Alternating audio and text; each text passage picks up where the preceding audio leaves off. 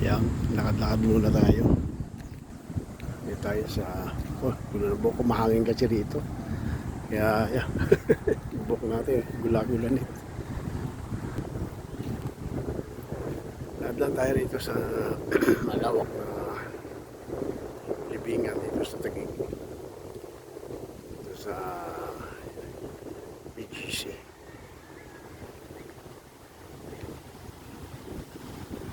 Ang daming puno, kaya malamig, malakas din ang hangin.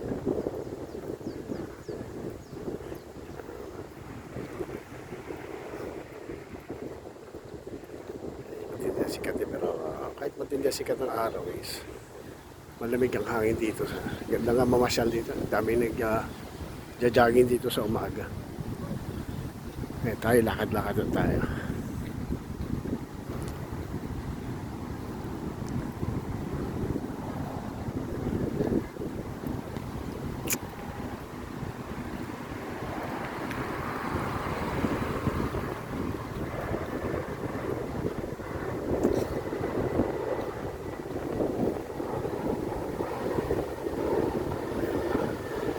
Paano marinig yung tunog ng eroplano dyan kasi dito usually dumadaan yung mga eroplano pababa kaya marinig yung mga hugong ng eroplano.